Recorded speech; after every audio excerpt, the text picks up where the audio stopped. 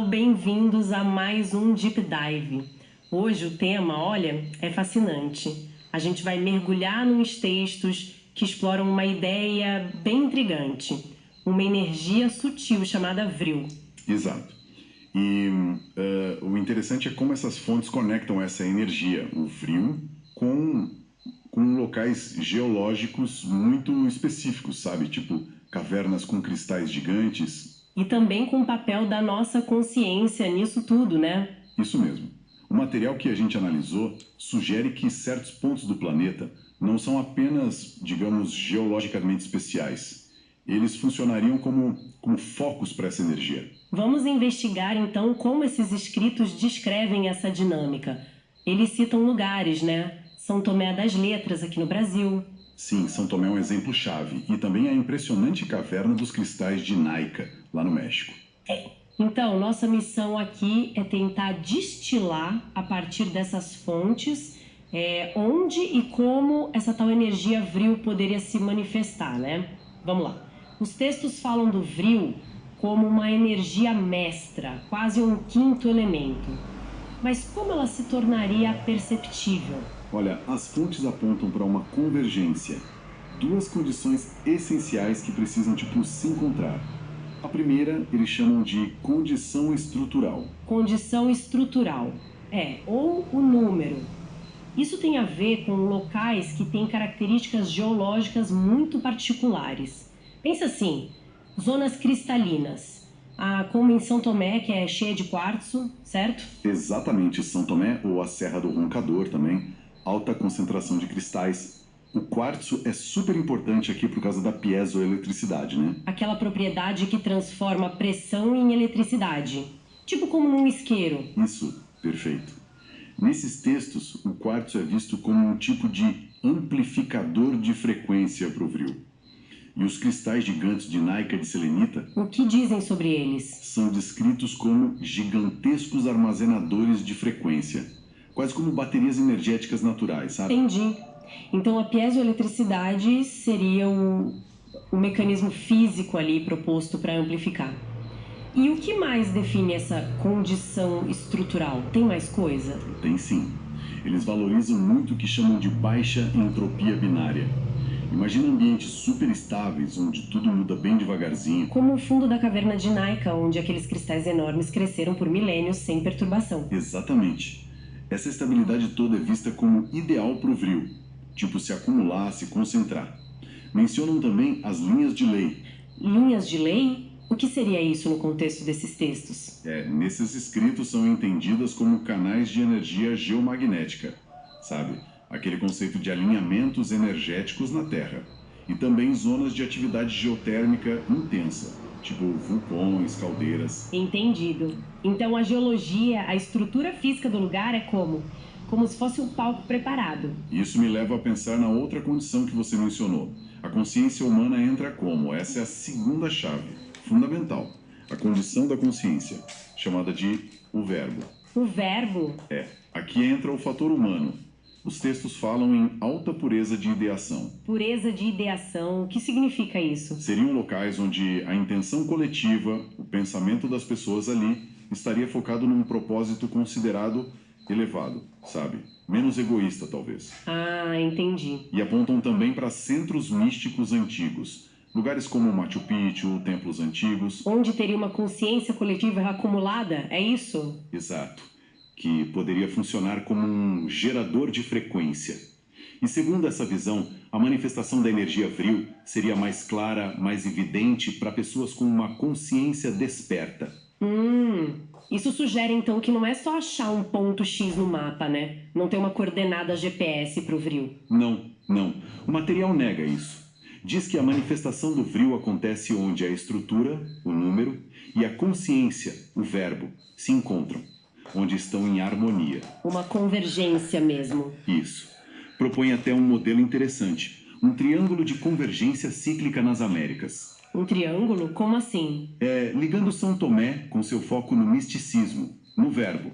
A Serra do Roncador, talvez como representante da estrutura geológica ideal, número. E Naica, no México, como palco da manifestação extrema dessa estrutura cristalina. a realidade. Interessante essa ideia do triângulo, mas e os fenômenos mais concretos que o pessoal relata ver, como as famosas bolas de fogo em São Tomé? Como os textos explicam isso? Olha, eles oferecem duas camadas de interpretação para isso. No plano que chamam de binário, o plano físico, digamos assim. O pé no chão. Mencionam explicações científicas que poderiam se encaixar. Raios globulares, o ball lightning, sabe? Aquele fenômeno raro de plasma. Sim, já ouvi falar. Ou talvez fenômenos piezoelétricos mesmo, mais em grande escala, por causa de todo aquele quartzo na região. Poderia gerar descargas elétricas visíveis. Ok, essa seria a explicação mais, digamos, convencional ou científica possível. Mas imagino que exista outra leitura nesses textos, certo? Uma mais ligada ao vril. Com certeza. É a interpretação que eles chamam de cíclica. Nessa visão, as bolas de fogo não seriam só um efeito colateral físico. Seriam o quê, então? Seriam o próprio vril, mas num estado de transição, sabe?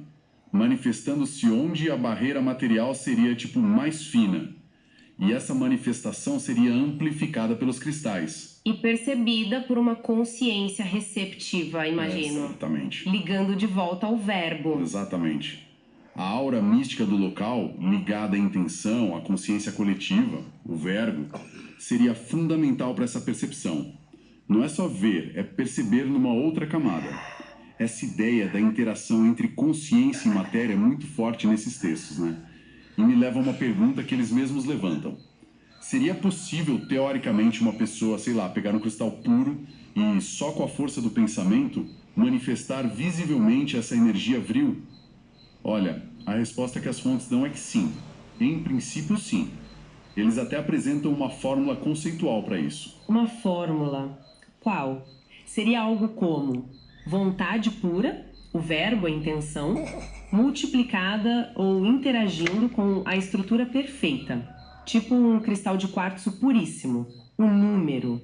Isso poderia resultar na manifestação visível.